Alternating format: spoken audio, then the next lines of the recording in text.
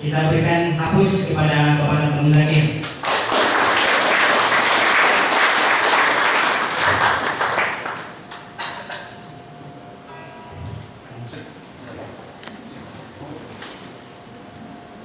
Alhamdulillahirrahmanirrahim. Salatu wassalamu ala asyrofil anbiya'i wal mursalin wa ala alihi wa sahbihi rasulillah. Amma ba'du. Pertama sekali puji dan syukur kita panjatkan kehadirat Allah Subhanahu wa taala. Pada pagi hari ini kita diberikan kesehatan dan kesempatan dalam rangka untuk melaksanakan kuliah umum yang diadakan program Ministeri Hukum Fakultas Hukum Universitas Riau. Kemudian salawat dan salam tidak bosan-bosannya kita mohonkan kepada Allah, semoga tercurah kepada baginda Rasulullah SAW. Allahumma sholli ala sayyidina Muhammad wa ala alihi sayyidina Muhammad. Mudah-mudahan acara kita ini diberkahi. Baik Bapak Ibu, untuk sama-sama kita ketahui bahwa Bapak Muzakir yang sengaja kita hadirkan pada pagi hari ini tidak asing lagi bagi kita. Selain sebagai akademisi di Fakultas Hukum Universitas Islam Indonesia Yogyakarta, kita dihadirkan ya pada saat peristiwa yang sangat besar ya Pak, yang kita kenal dengan perkara penistaan agama yang menjadi terdakwa pada saat itu adalah Gubernur DKI Jakarta. Beliau sangat konsisten dengan keilmuannya dalam bidang hukum pidana untuk menghadirkan hukum yang sesungguhnya. Sesuai dengan tema yang diangkat oleh panitia pada kesempatan yang berbahagia ini adalah azas legalitas dalam hukum pidana di masa sekarang dan masa yang akan datang.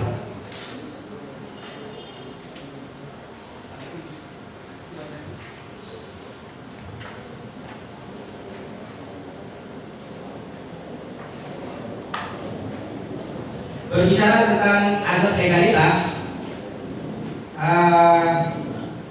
saya kira kita semua paham ketika masuk ke Fakultas Hukum.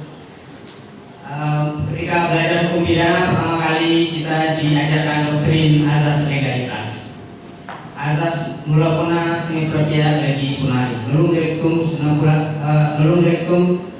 tidak ada satu perbuatan pun yang dapat dipidana, melainkan sebelumnya harus tercantum di dalam undang-undang. Melung direktum mula puna sine pratia lagi punari. Jadi kalau kita lihat azas legalitas ini merupakan bentuk kejayaan dari filsafat positivisme yang sampai hari ini masih berjaya juga.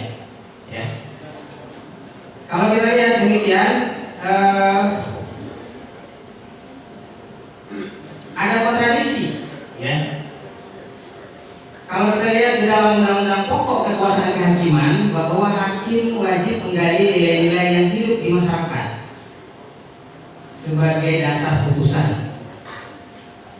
Jadi hakim sebetulnya tidak mesti berdasarkan kepada hukum yang tertulis di dalam undang-undang. Selain itu, kalau kita lihat dalam perkembangan penanganan perkara hari ini, ada hal yang menggembirakan bahwa terutama dalam tindak pidana korupsi, bahwa ajaran perbuatan melawan hukum pidana material itu diakui dalam proses persidangan, sehingga meskipun tidak ditetapkan dalam undang-undang, seorang terdakwa bisa dihukum. Kemudian Pak Muzakir sebagai salah satu pembahas tim ahli dalam rancangan KUHP nasional tentu sudah paham bahwa di dalam rancangan KUHP nasional sekarang itu menganut azas legalitas yang diperluas. Artinya dalam rancangan KUHP nasional yang sudah selesai dibahas bab 1 tapi belum disahkan karena secara keseluruhan belum selesai, nanti akan mengakui dan nilai-nilai hukum yang hidup di dalam masyarakat dan dijadikan sebagai dasar putusan. Baik, oleh karena itu membahas hal ini secara lebih dalam, kita mohonkan kepada Bapak Dr. Zakir untuk memberikan pencerahan kepada kita pada pagi hari ini. Pada Bapak, kita persilakan dengan segala hormat.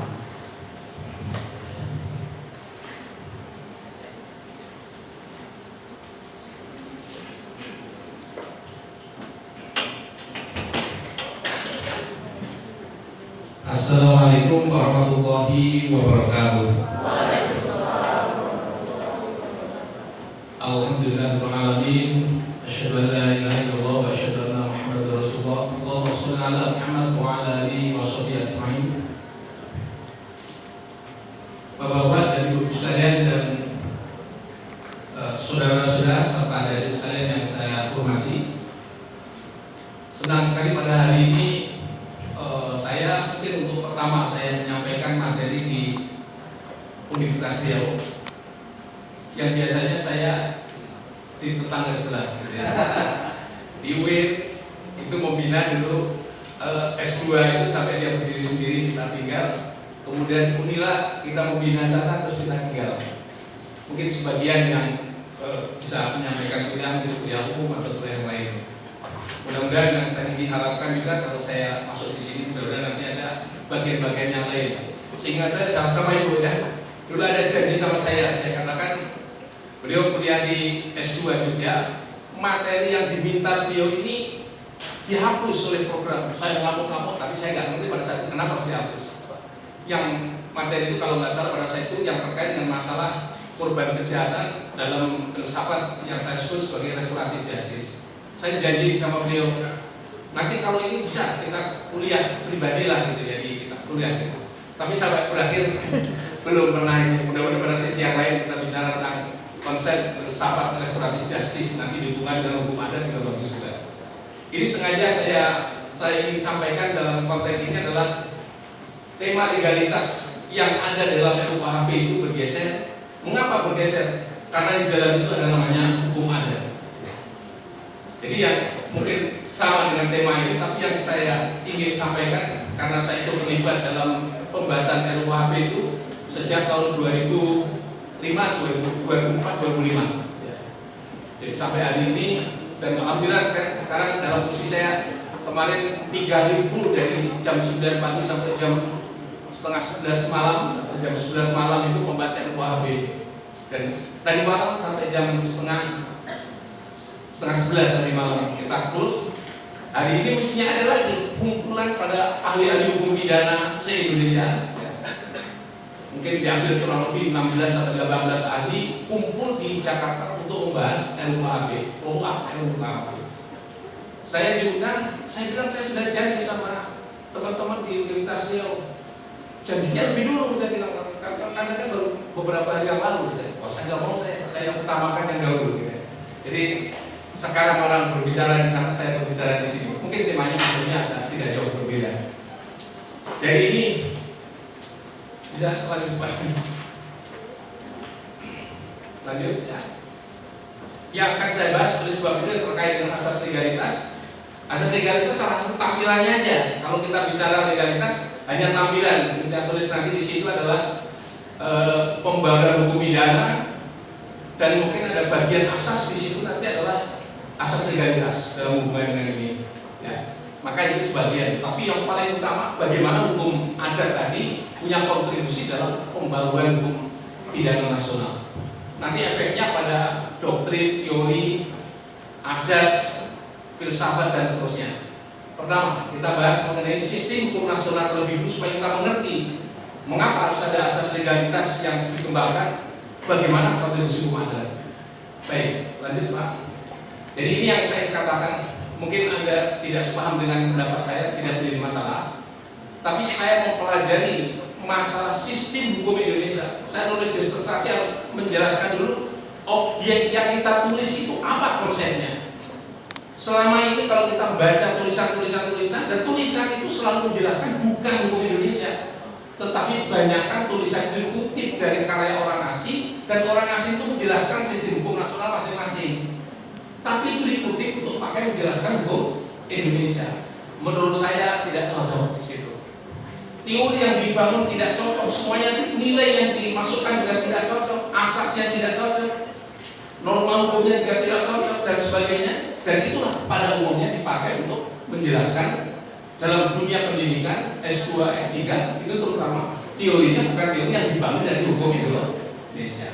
Menurut saya tidak cocok. Berteori itu dasarnya adalah objek. Maka teori dibangun karena ontologi, epistemologi, aksiologi. Ontologinya adalah hukum Indonesia. Lahirlah nanti teori hukum Indonesia. Jadi menurut saya ya harus konteksnya harus cocok dengan hukum Indonesia. Maka memahami hukum Indonesia dalam konteks ini, kita punya namanya cita hukum, atau saya tulis di situ adalah nilai atau cita ideal dalam kehidupan bernegara, bermasyarakat, yang lain dalam konteks negara-negara di Indonesia. Ada kita punya. Punyanya dari mana kita punya? Itu ada di dalam filsafat Pancasila. Bukan ideologi ya, filsafat Pancasila. Kalau ideologi, hukum tidak mengenal ideologinya. Kalau itu ideologi itu miliknya orang politik. Kalau ilmu hukum masuk di dalamnya namanya filsafat. Maka di dalam Undang-Undang Nomor 12 Tahun 2011 dimasukkan juga di dalamnya Pancasila sebagai sumber pembentukan hukum negara. Ini kata kunci yang pertama yang ingin saya sampaikan. Maka cita idealnya itu ada di mana? Cita idealnya itu ada di dalam filsafat Pancasila dan di dalam pembukaan Undang-Undang Dasar 1945.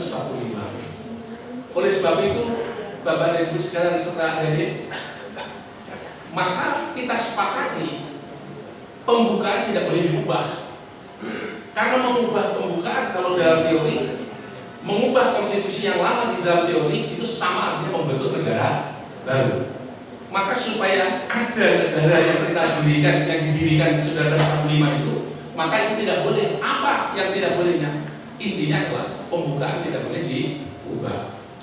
Kalau batang tubuhnya bisa diubah, bisa disesuaikan, tidak apa-apa, maka pembukaan tidak boleh diubah. Maksud kita adalah, maksudnya dalam secara teori bahwa supaya negara Indonesia adalah negara yang pernah didirikan tahun 1945. Jadi lanjutan dari yang dulu, bukan ubahan yang baru. Yang berikutnya, kalau kita bicara sistem hukum nasional Indonesia, sistem itu kalau kita berbicara hukum, sistem hukum adalah pertama, hukum itu terikat oleh satu nilai, yang nilai itu sumbernya daripada cita hukum Indonesia. Sistem hukum nasional Indonesia adalah nilai hukum Indonesia. Kalau ada yang studi ke luar negeri, misalnya ke Malaysia, cita hukum Malaysia berbeda dengan cita hukum Indonesia. Oleh sebab itu, nilai hukum yang dimasukkan dalam sistem hukum Malaysia berbeda dengan nilai hukum yang ada dalam sistem hukum nasional Indonesia. Jadi, Bapak dan Ibu sekalian yang sekarang studi S2, Anda mestinya bersyukur Anda studinya di Indonesia. Jadi yang didoktrin, filsafat, nilai semuanya nilai hukum Indonesia. Kalau misalnya sekolah di Belanda, doktrinnya itu nilai hukum Belanda. Nanti masuk ke Indonesia, dia dicuci otaknya kembali atau matrikulasi kembali supaya dia mahir dalam Indonesia.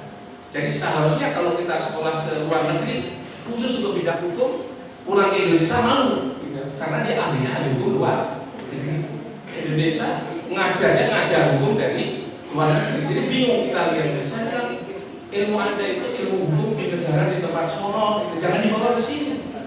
Anda harus balik lagi pada prinsip-prinsip hukum yang ada di Indonesia. Supaya apa? Supaya kalau nanti produk pendidikan hukum itu jadi hakim, jadi jaksa, atau mungkin jadi apa saja lawyer, menguasai hukum Indonesia, tidak mengutip-utip luar negeri terus. Begitu kita mengutip luar negeri, itu udah salah pikir bukan kita. Karena yang ada masukkan di situ sekaligus nilai hukum yang ada di luar negeri. Tadi malam kami berdebat, hampir sehari kami berdebat hanya beberapa pasal, terutama pasal kesusilaan.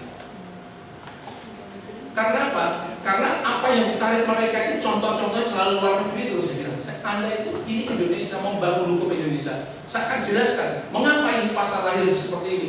Runtutan filsafat Pancasila, undang-undang, barulah hukum pidana. kita berdebat sampai malam. Jadi yang terakhir kemarin dikunci sampai pada delik kesusilaan dan seterusnya sudah berakhir tentang pemerkosaan. Jadi sistematisasinya seperti itu. Asas hukumnya juga sama seperti itu. Asas hukumnya kita punya sendiri, norma hukumnya kita punya sendiri, dan kemudian peraturan undangan punya sendiri. Saya akan mengatur waktu, Pak. Nanti sampai jam berapa saya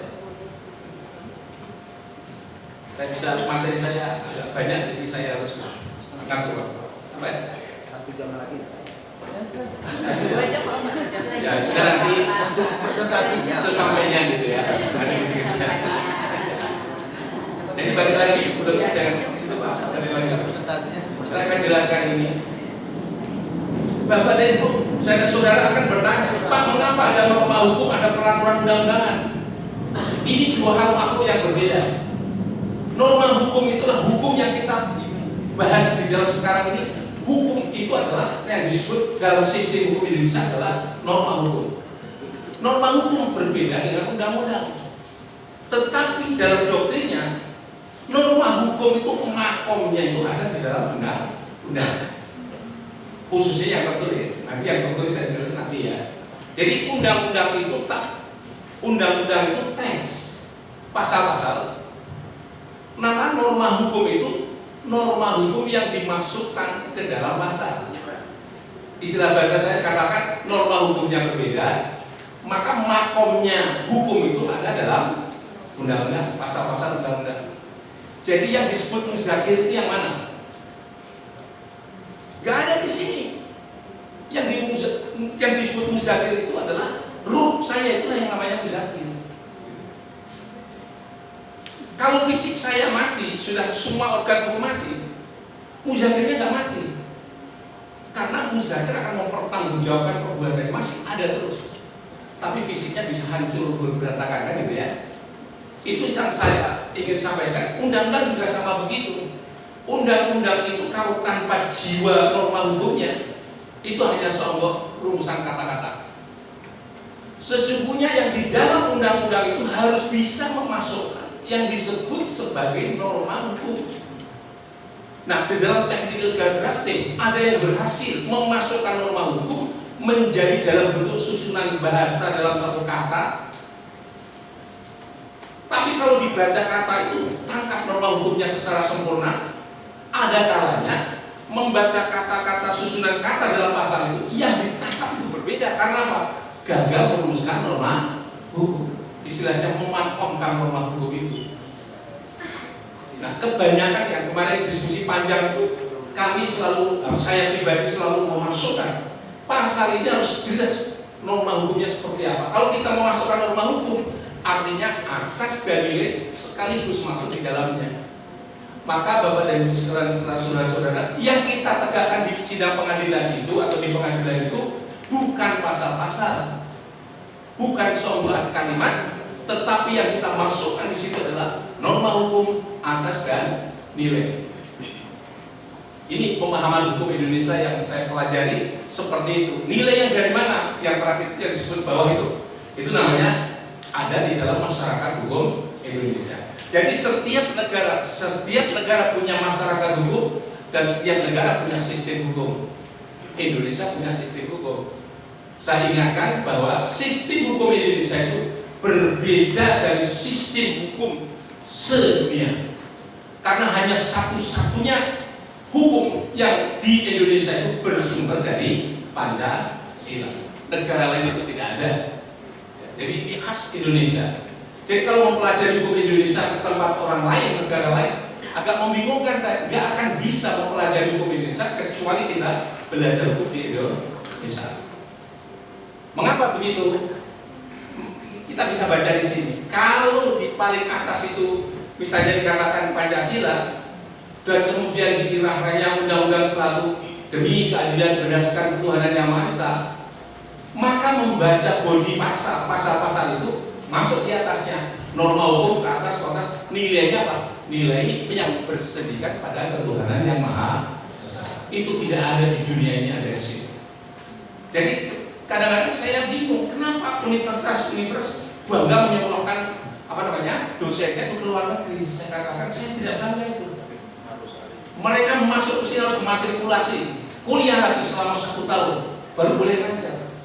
Kalau dia ngajar yang diajarkan materi dari luar negeri, mohon maaf, itu hanya mungkin itu adalah dosen yang mengajar hukum internasional. Jadi itu. Jadi kita harus seperti itu. Maka kewajiban dosen adalah untuk membangun sistem hukum seperti itu, menjelaskan per teori dan sebagainya. Nah, terkait dengan yang berhubungan dengan hukum yang tidak tertulis atau sebut saja itu sebagai hukum adat, hukum pidana adat, maka masuklah di sini pasal 18 Undang-Undang Dasar 45. Negara mengakui dan menghormati kesatuan masyarakat hukum adat beserta hak tradisionalnya sepanjang masih hidup dan sesuai dengan perkembangan masyarakat dan prinsip negara kesatuan Indonesia yang diatur dalam undang-undangnya. Sebenarnya sudah, RUU-nya sudah ada yang disebut RUU Perlindungan Masyarakat Adat. Jadi ini yang saya ingin jelaskan. Jadi kalau tadi sistem hukum yang tertulis itu letaknya pada bangunan sistem yang tertulis, yang tidak tertulis itu sesungguhnya diakui secara Undang-Undang Dasar 45, khususnya pasal 18B dan pasal 28I.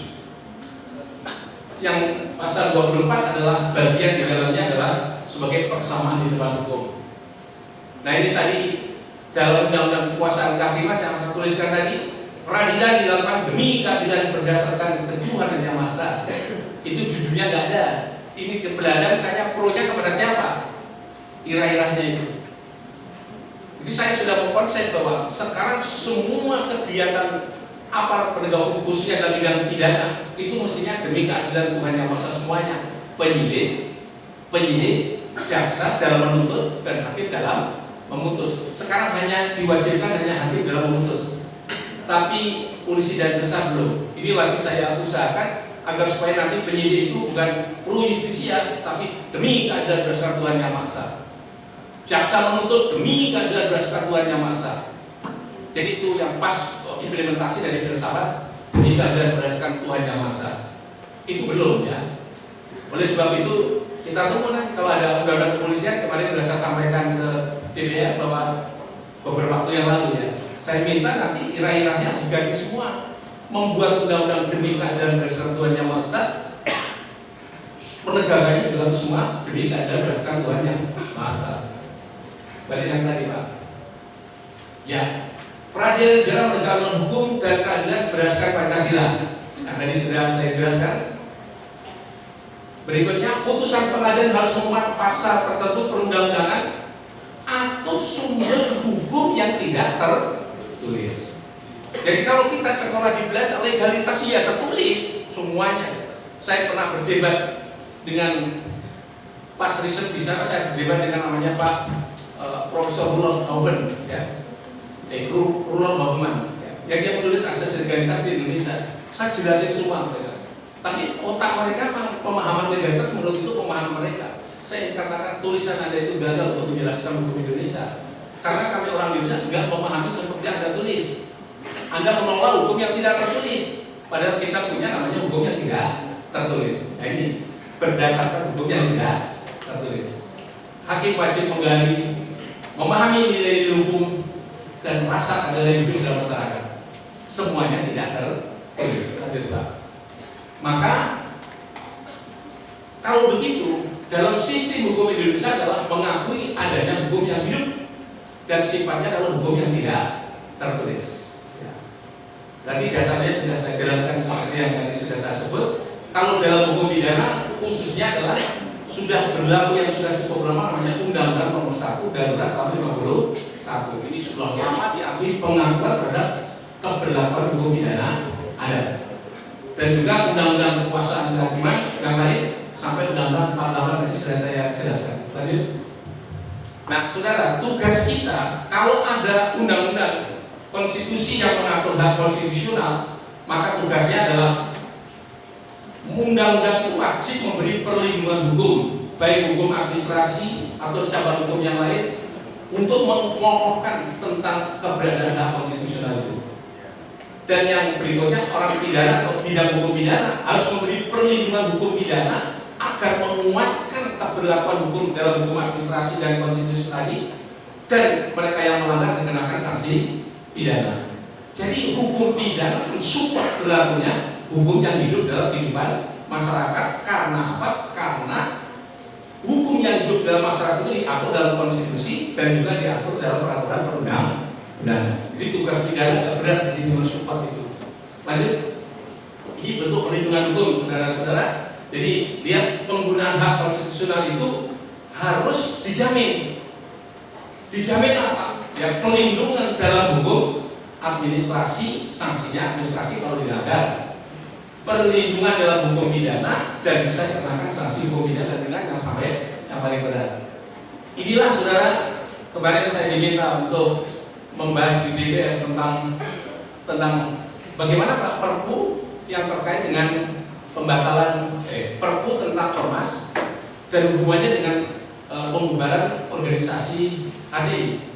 Saya sampaikan semuanya dengan DPR, dan juga di UI juga menyelenggarakan diskusi juga, dan bahkan teman-teman dari HTI sudah jelasin cuma semuanya. Intinya apa? Berkumpul menyampaikan pendapat itu adalah hak konstitusional. Hak konstitusional itu harus ditetapkan dalam undang-undang.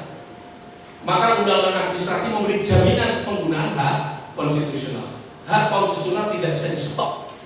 Karena itu tidak boleh menyetop hak konstitusional orang bersama dengan melakukan perbuatan yang bertentangan dengan Undang-Undang Dasar 45. Yang ada apa? Yang ada itu pembina. Kalau misalnya ada sesuatu yang melanggar itu, dibina supaya dia menggunakan hak konstitusional secara benar. Jadi seolah-olah di dalam undang-undang Perpu itu, saya sudah baca semuanya, sudah saya analisis semuanya. Demikian juga di dalam pengambilan keputusan, itu nggak bisa caranya tiba-tiba dibubarkan. Membubarkan hak konstitusional tidak bisa, harus dengan uji di dalam pengadilan, melalui pengadilan. Jadi saya katakan undang-undang Perpunya itu nggak konteks dalam hubungannya dengan pasal-pasal konstitusi, dan penerapannya juga tidak sesuai dengan hak konstitusional. Maka saya katakan kalau misalnya hak konstitusional digunakan salah, bukan langsung cut begitu, dibina supaya hak konstitusional digunakan secara tepat dan benar, bukan dimatikan. Kalau mematikan itu sama dengan mematikan hak konstitusional. Jadi seperti itu. Agak berbeda dengan yang lainnya, karena ini hak konstitusinya sudah dinyatakan ada. Maka saya katakan bukan dibubarkan, dibina. Panggil dia. Ini kenapa kok begini-begini? Panggil lagi dia sampai 3 kali. Barulah apakah tindakan ini benar atau tidak, dibawa ke pengadilan baru diputus. Ya. Maka undang-undang, walaupun undang-undang Orde Lama nomor 1 tahun 65 PNPS itu bagus sekali. Itu namanya ajaran yang sesat dalam ajaran agama. Dibina, tegur, bubarkan. Karena Pak sudah ditegur berkali-kali, ternyata dia tetap juga melakukan itu. Astra administratif tidak boleh ada, gitu ya. Karena sesat, gitu ya. Barulah kemudian kalau masih juga berbuat sesuatu, baru kemudian pidana. Khusus untuk kesesatan dalam ajaran agama. Baik, ini contoh lagi bagaimana peran hukum pidana. Jadi hukum pidana adalah penetapan sanksi yang terakhir dalam hubungannya dengan perlindungan terhadap konstitusional. Nah, atas dasar ini, lanjut. Maka kewajiban negara adalah memastikan hak konstitusional itu sudah diatur. Isi undang-undang itu harus pengakuan hak konstitusional, memenuhi hak konstitusional, menjamin dan melindungi hak konstitusional. Jadi kalau nanti undang-undang apapun sifatnya begitu. Sedangkan berikutnya adalah larangan bagi orang lain untuk mengganggu hak konstitusional orang, dan yang terakhir adalah larangan penggunaan hak konstitusional disalahgunakan. Jadi prinsipnya seperti itu. Misalnya hak